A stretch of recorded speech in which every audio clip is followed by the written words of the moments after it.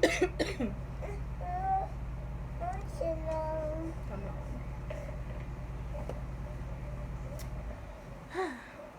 So, hey guys, welcome back to my channel. As you can see, I have some special guests with me today because they would not cooperate and let me try to even start the video. So, these are my two beautiful daughters. This one just got done eating, so she got milk residue on her face. This is the youngest one. Her name is Lillian Demaya, my cutie patootie. Then this is my big girl, Cameron Cheyenne. Say hey. Hey.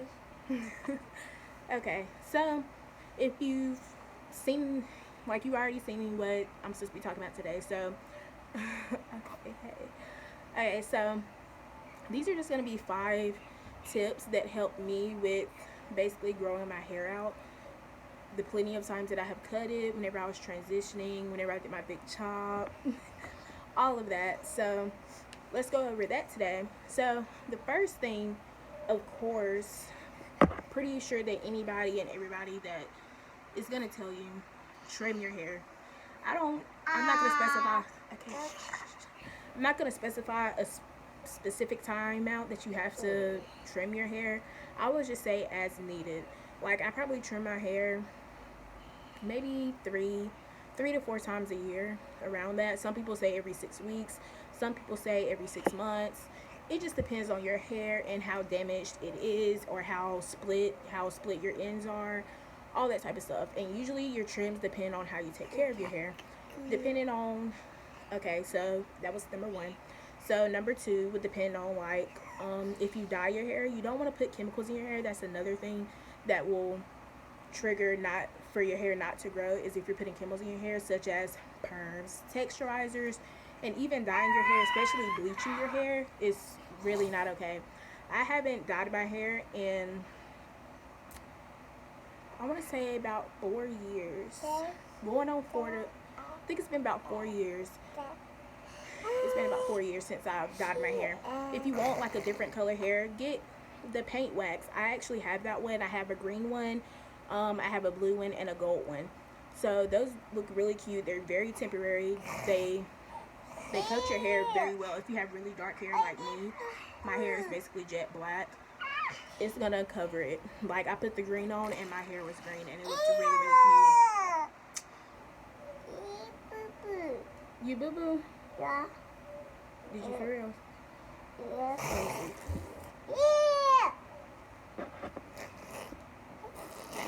You ain't boo boo. You just saying that because she over here blowing spit bubbles. Anyways, so yeah, you don't want to put chemicals or anything on your hair. So, and that will get your hair not to grow if you're putting a whole bunch of chemicals on your hair. And if you're dyeing it, even I heard, like, if you dye your hair black, that's like the most like safe color to do. It won't damage your hair, blah blah blah. But I do remember dyeing my hair black, and not even black, it was like a dark color, and it didn't damage my hair, but it didn't make my hair full like it was, you know what I mean? So I think the best thing is just to stay clear of that, especially if you're in the beginning stages, such as transitioning, or you just did your big chop. I would stay clear of that. Next thing would be, this is super major, no heat on your hair. I would say no heat at all on your hair if you're transitioning or if you just did your big chop. Me, I've been natural for 6 years, so I can straighten my hair and not get heat damage. Yeah, I can straighten my hair and not get heat damage. I don't straighten my hair all the time. I may straighten my hair 3 times a year. It really just depends on how I feel, because the straightening process is so long. And what else? So yeah, that's like a no-go. Don't straighten your hair. We'll put heat to your hair like that, baby shark. But yeah, don't put a whole bunch of heat on your hair. That's not gonna help your hair grow at all. It won't. So that's 3. Number 4 would be Okay. Number 4, I feel like this is the best thing that's definitely going to help your hair grow, is low manipulation and protective styles. So for low manipulation is usually my go-tos, which is like my wash and goes, just some twists that I can leave in my hair for like 2 to 3 days before I take them out. Braids. If I just put my hair up in a bun to seal my ends. If I put them in 2 puff balls and I seal my ends. Yeah. If I put my hair in 2 puff balls and seal my ends. Also, my child's hair is kind of a low manipulation style. I literally just twisted them up and then I just put them in ponytails. She's probably gonna keep her hair like this for the next 2 days because we're not really gonna be going anywhere. Stop. We're not really gonna be going anywhere, so this is gonna be her hair till I wash it, which I usually wash her hair around the same time I'll wash my hair. So yeah, low manipulation, you ain't gotta do nothing to it. And also make sure like you are greasing, well, not really greasing, I hate to say that, but like keeping your scalp moisturized. I use if you watched my last video, you saw that I use the Main Choice hair growth oil. I do use that usually maybe once to twice a week. I'll put that in my scalp. But if I'm doing like my twist or sometimes my wash and goes, if I'm doing my twist or sometimes my wash and goes, I will use Jamaican black castor oil and I would just seal my ends with them. That really helps with keeping your ends moisturized because your ends are the oldest part of your hair. So they've been through a lot. So you want to keep them as well managed and well maintained as you can. Because, yeah, your hair is going to grow regardless. Like at your scalp, it's going to grow regardless. But if you don't keep your ends right, then it's just kind of pointless. It's like you're causing damage to your ends and your hair is growing. So either way, if your ends are damaged, you're going to have to cut that and basically start fresh, like with your lint.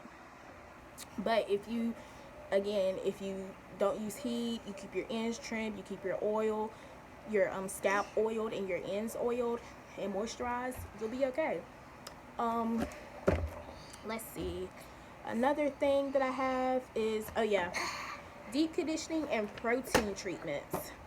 Honestly, I haven't done a protein treatment in a while, and I actually really need to do one for real, just because I still have a lot of shedding and all that from my postpartum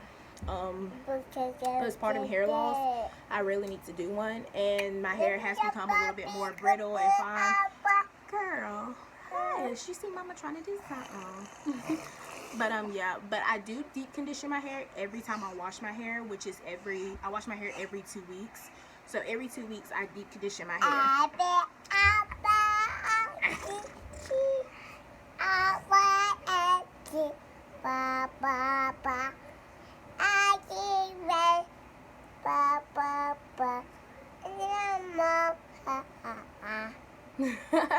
Good job. Okay, Kim. So yeah, protein treatments and deep conditioners are really good to doing your hair. Cameron, shh, baby. So they're really good to doing your hair. Point blank period. You'll want to do those at least, I would say, deep condition your hair at least once a month. At least once a month. Protein treatments, I just say as needed. Maybe like every 2 months do a protein treatment. That's just me, and that's for my hair. What works best for me may not work for you, but whatever. Oh yeah, also with the protective styles is more for long-term things, such as box braids, if you do wigs, if you do sew-ins, all that type of stuff is more so protective styles that last for a longer period of time. Me personally, I don't do box braids and sew-ins and all that type of stuff, just because I like to have freedom of my hair. I hate to have my hair tied down, all that type of stuff. Like I have to be loose, and I have to be able to just put my hair up and go, you know what I mean? Or let it down and just be free. So that's just me. But if you do those things, it will help your hair grow. I promise you, it really would. So the last 2 things is keep your hands out of your hair. Stop messing with it. I know whenever some people have their hair down, they want to be all into it. Blah, blah, blah. Stop doing all that. You ain't gotta be in your hair 24/7. Cause literally after this video, and I just posted a couple, I just posted a couple photos on Snapchat. So yeah, I was feeling myself because my hair looks pretty good, but it's literally about to go up in a bun. That's just me. Then I have to work in the morning too, so I have to put my hair up anyways. So just keep it out your face, keep it out the way, stop touching on it all the time. If you keep your hands in your hair, then it won't grow. Just leave it alone. So the last thing is be patient. Be patient. Yeah, tell him be patient, Cam. Be patient. Because it's not going to happen overnight. Like, I cut my hair to, like, I think it was, like, right here a few months ago. And it's growing back pretty pace. Like, I don't expect it to grow back overnight. I don't expect it to grow back overnight, but, hey, it's looking luscious. It's full. And if you want me to do a little length check, I'll do one of these in the back. It's not super long, but it's longer than most. So, it's, like, right there. Bounces back up here, you know. It's not super bad. It's a pretty good length. Like, I don't want my hair to be super long, but I don't like it to be super short either. This is it. I don't really know how many tips that was, so bear with me because I had my kids with me and I really wanted to get a video out today. So this is it. Thank you for watching. Me and my babies love y'all. Thank you for clicking on the video. Thank you for watching. I really appreciate y'all. New video coming soon. Peace. Say bye-bye. Say bye-bye. Bye. Bye.